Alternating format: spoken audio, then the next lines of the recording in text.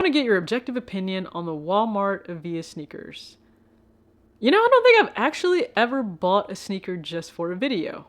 But at $25, I mean, why not? So today, let's talk about the Avia sneaker, the sneaker that I guess it went viral. Let's just say that on TikTok. I'm never on there, but that news still made it to me that it went viral. And yes, the sneaker is sold at Walmart. You could probably walk into your local Walmart right now and find these sneakers. Yes, these right here, the ones we're gonna go over in this video today. Now, I will also just clear this up because it's a pet peeve of mine.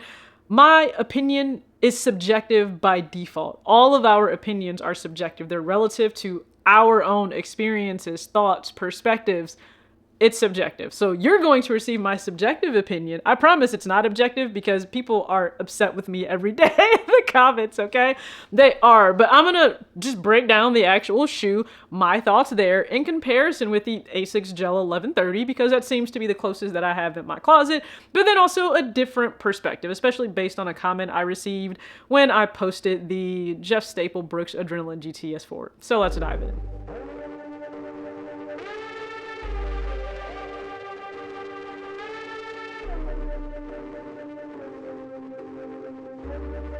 Yeah, so this shoe is only $25, sometimes $22. I guess it really just depends on the specific colorway. So said, why not? I debated again, like not even doing this because this comment was posed to me. And then someone else said, you know, maybe you should. Like, why not talk about the Avia sneaker just to bring something different to share your perspective? And I was like, you know what? At the end of the day, it's not the worst thing that I could present onto the channel, at least in my opinion. I'm sure others may disagree with that. So let's start with the shoe because one thing I actually do appreciate, the tag will just list the actual like details of the shoe. Wouldn't that be nice sometimes if we receive that on, I don't know, any number of pairs? Let's just say the fact that Suede and Nubuck and Durabuck get confused on so many uppers of sneakers, right? I mean, at least that's what I think. So, all right, it says leather and mesh, a Phylon midsole, comfort sock footbed lining treated with odor reducing technology. So it tells you everything you would like to know about the sneaker, and then it will also say that it is genuine leather here on the top. So first thoughts and impressions, yes, it's going to fit the metallic retro runner lightweight sneaker that you can throw on. It's very much so going to look on trend and be what's in right now. Hopefully we don't have to argue that, and you're able to see that certainly when you look at this versus an Asics or a New Balance 740, any number of metallic runners. Okay, so the entire point is for the sneaker to be lightweight, to be comfortable on foot, and to be something that you just throw on and that you're able to maybe do physical activity in or just wear lifestyle. With the metallic runner being in for current trends right now, I'm not surprised that this is having a moment because that's what happens when things are trending. Now, that's not to say, as we know, that Asics or New Balances haven't been the focus for some people within sneakers. And I'm talking about actually deep within the culture, not just casual, you know, consumers that are just browsing at Walmart and they see a sneaker that they think could be comfortable, or maybe TikTok did influence them to buy it. And, you know, they went ahead and purchased it. No, like we know the importance that the importance of just this style within footwear. So looking at it, fits the bill, checks the box there. You do have that mesh base that you will find on any other retro runner, and it again lets you know it's genuine leather, so the actual patent leather that goes all the way around this sneaker. And this specific colorway, it states it's gold, but it's two-tone, so it's silver and it's also gold, and that's really it. So you only have 3 different colors for the sneaker itself. Now when I look at the midsole, the one thing I will say that I think this could have improved on, make it more textured. There's some texture on here, and I'll be sure that you guys can see it on screen compared to the 1130 versus this. I would say the Avia 5000 could benefit from having more texture on the actual sole itself, because when it's so smooth, you can see just like how it's painted over. And that would be like one criticism I have. So have more texture in there. I think that would help. This one does have a sail midsole. Very much so also on trend, is it not, to have the off-white midsole there. And then in terms of, again, so they're letting you know Phylon midsole, very basic technology that's in there. So on foot, what do these feel like? Because they have raving reviews about what they feel like, which I found very interesting, because I'm like, I don't doubt it. They look like they would be comfortable. So I tried them on. Okay, when it comes to sizing, at least for me, and trying them on, I've said before in recent videos, going up to a 6.5 for men's, it's just actually the thing. I don't know if I even need to start calling that going up a half size. I probably just maybe need to say that as my true size. The only reason I don't is because when I'm measured, I'm a women's 7.5. But of course, if you measure your foot also looking at centimeters, I would be a men's 6.5. So I'm a tad confused on what I should do there. But if we're going by traditional sneaker sizing, then technically I would be a men's 6. So this would mean I went up a half size in a men's 6.5 in the Asics Gel 1130, and I also went up a half size to test this out. So this is a women's size 8. I would traditionally be a 7.5. It did feel slightly tight in terms of here in the midfoot. So if I went true to size, not sure if that would have worked for me. And again, this is for me. I don't like any part of my foot to feel restricted. So again, that's just for me. I've seen a lot of people in the comments say they would go true to size. So I would say whatever size you take in your Gel 1130, that would be the one I would recommend. If you have to go up a half size.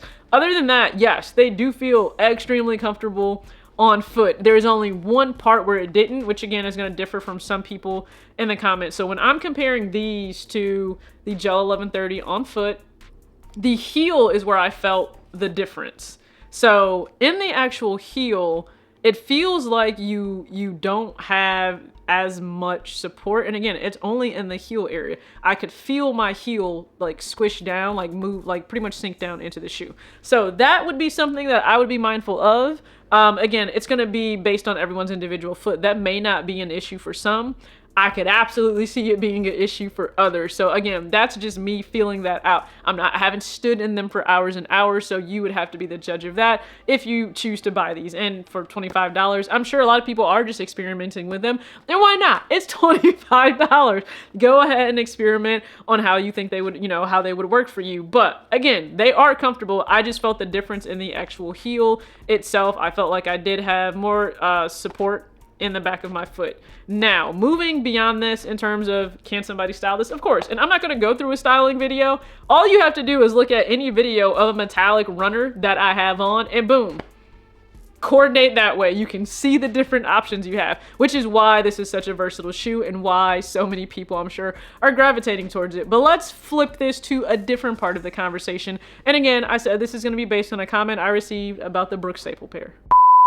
The past year, maybe even 2 years now, I've come to believe that the whole buy what you like, wear what you like, I think that's a lie. I think a lot of people are lying to you when they say that, or they say it within sneakers, because it doesn't ever really feel like it's buy what you like, wear what you like. It really feels like it's buy what you like as long as it fits within my own personal preference and approval of what looks good, what's hot, what's respected. You get the point, okay? I don't really think it's buy what you like, because people are quick to either demean something that you're wearing, call it out, can't believe you're doing this, I can't believe that's hot, when do we start wearing that? I don't know where's the we. I understand like this is a culture, but I still don't understand when there is a we. There is individual thought. I would love for everyone to have individual thought, okay, on what they think when it comes to their on style, and to stop caring so much about what everyone else is doing in their style, okay? So I said this would be based off of a comment I received on Instagram. I posted the Jeff Staple Brooks Adrenaline GTS4. I've gotten a lot of comments, a lot of compliments on that. But also, I had this comment. It's crazy to see Brooks on a hype side, laugh out loud, love it. So nice to see the Payless classics get turned up. Mind you, I don't know that a pair has ever been lower than what Payless shoes were priced at. We're talking about Brooks. We're talking about the running company that has taken how much market share from Nike. We're talking about the brand that completely walked away from lifestyle and saw like a 20% increase in their business overall. And that was just from performance. They weren't even making an attempt to have a lifestyle footprint. Like they weren't. And it's comments like this. I'm thinking back now to myself just as a kid when I was in school. It's comments like this or alluding to this that probably does make children feel less than, because we have the haves and the have-nots. And if you are unfortunate enough to be in the have-nots when it comes to what's hot, what's hype, what's trending, what's expensive, you're going to certainly feel it. You're going to be aware of it. And then you may end up hearing comments like that. And listen, there's another one I'll throw on screen where someone they can't fathom that people are casually wearing Brooks. My good sir, please take a breath. Take a walk. Go outside. Touch grass. It's not that deep. It's really not. But I just want all of us to kind of think about, how much are we really caring about what others are wearing, and what they may be wearing is also possibly based on what they can afford, right? It is buy what you like, but it should also be buy what you can afford. And I'm thinking of, what if there is a parent, and you all should know, we are adults now.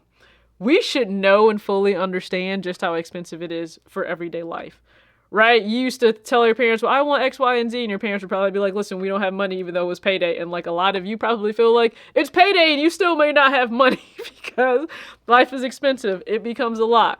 I'm just thinking of, you could possibly have a parent, right? And again, it can be by choice. You just like the Avia 5000 by choice of style. That's your choice.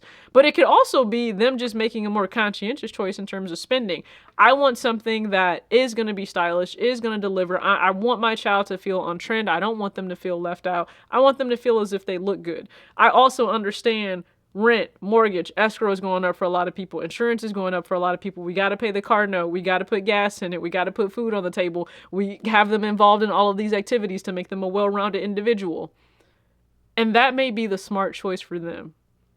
And there is absolutely positively nothing wrong with that. I want us to get to a point where we stop thinking our own personal, subjective opinion is fact within something that is inherently subjective, which is just style.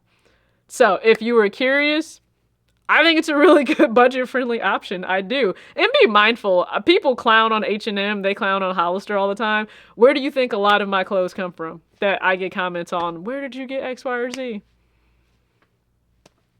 Places that some look down on. Okay, so just to challenge perspective a little bit, okay? So this pair is actually not staying with myself. Fully intend to go ahead and donate this. I have an entire box of clothing, but I also have shoes, some of my own, that are going to be donated. Again, it is back to school season. So parents and teachers, I really hope it's a great school year for your students. Teachers, just breathe. I know there's a lot on your plate. Parents, I know there's a lot on your plate. Really wishing any of your children the best of luck in their brand new school year. And if you didn't catch my recent videos on the John Geiger 004, please be sure to check that out. And then also, I'm debating switching things up for my sneaker of the year list. Go ahead and check that video out too. As always, act your age, not your shoe size. Peace.